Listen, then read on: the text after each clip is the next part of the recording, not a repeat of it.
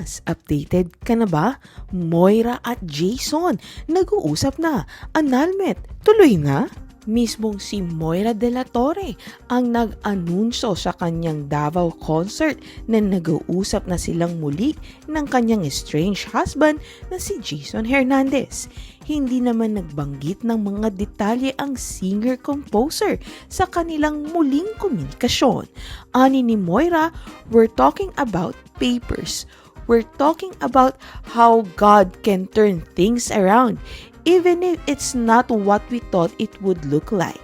Idinagdag pa ni Moira na bahagi ng pag-uusap nilang yon ay naglalayong kapwa na silang nag-move on forward na walang nararamdamang bitterness sa kanilang mga puso. Dahil may reference si Moira tungkol sa papers or dokumento, marami ang nagpapalagay na posibleng nasa agenda ng kanilang pag-uusap ay ang mapawalang bisa ang kanilang kasal. Matatandaang May 2022 nang maghiwalay sila. Inamin noon ni Jason na naging unfaithful siya minsan sa kanilang 3-year marriage. Despite their separation, ikino-connect ng mga netizens ang kanilang respective compositions bilang patama sa isa't isa. Moira, however, clarified na walang anumang kahulugan sa likod ng mga lyrics ng kanyang kanta. Ang pinakahuling issue involving the estranged couple ay nang may kapwang composer at dating nakakollaborate si Moira who stood in defense of Jason. Kaading nagsorry ang naturang whistleblower na karaang nagbantang gagawa ng legal na hakbang si Moira laban sa kanya.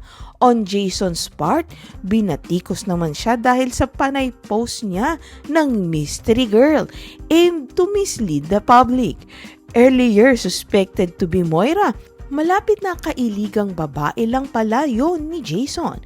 Moira has since managed to look even prettier sa kabila ng kanilang paghiwalay by shedding off extra poundage. Si Jason naman ay balitang nakikipisan sa isang kaibigan sa Palawan but comes to Manila kung mayroong commitment. Pilipinas, updated ka na ba? Moira at Jason, nag-uusap na. Annulment, tuloy na? Mismong si Moira de la Torre ang nag-anunsyo sa kanyang Davao concert na nag-uusap na silang muli ng kanyang estranged husband na si Jason Hernandez. Hindi naman nagbanggit ng mga detalye ang singer-composer sa kanilang muling komunikasyon. Ani ni Moira, "We're talking about papers. We're talking about how God can turn things around, even if it's not what we thought it would look like." Idinagdag pa ni Moira na bahagi ng pag-uusap nilang yon ay naglalayong kapwa na silang nag-move on forward na walang nararamdamang bitterness sa kanilang mga puso.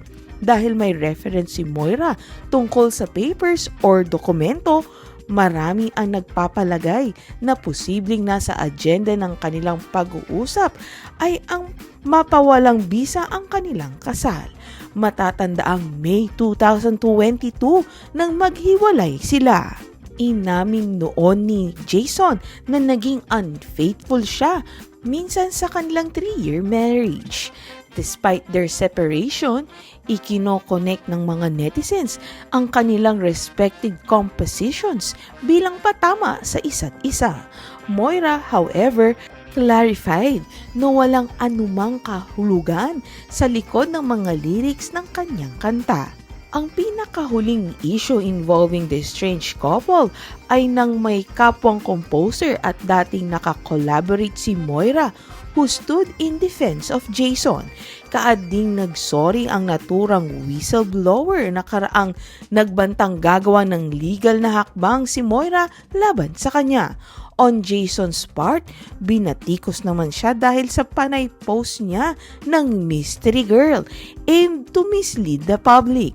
Earlier suspected to be Moira, malapit na kailigang babae lang pala yon ni Jason. Moira has since managed to look even prettier sa kabila ng kanilang paghiwalay by shedding off extra poundage. Si Jason naman ay balitang nakikipisan sa isang kaibigan sa Palawan but comes to Manila kung mayroong commitment. Pilipinas, updated ka na ba? Moira at Jason, nag-uusap na. Annulment, tuloy na?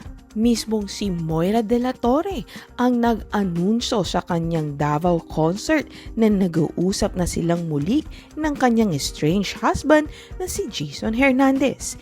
Hindi naman nagbanggit ng mga detalye ang singer-composer sa kanilang muling komunikasyon. Ani ni Moira, we're talking about papers. We're talking about how God can turn things around, even if it's not what we thought it would look like. Idinagdag pa ni Moira na bahagi ng pag-uusap nilang yun ay naglalayong kapwa na silang nag-move on forward na walang nararamdamang bitterness sa kanilang mga puso.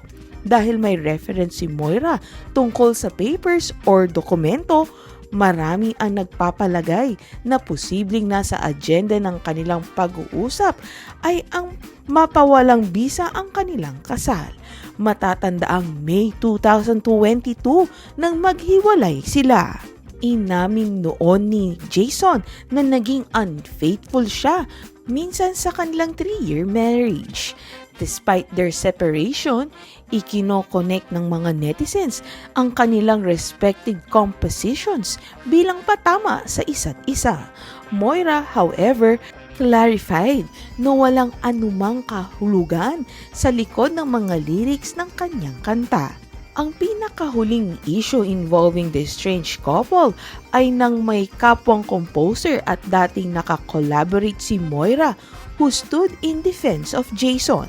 Kaading nagsorry ang naturang whistleblower na karaang nagbantang gagawa ng legal na hakbang si Moira laban sa kanya.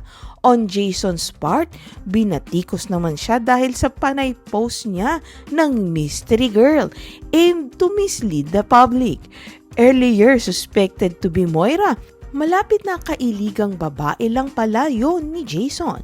Moira has since managed to look even prettier sa kabila ng kanilang paghiwalay by shedding off extra poundage. Si Jason naman ay balitang nakikipisan sa isang kaibigan sa Palawan but comes to Manila kung mayroong commitment.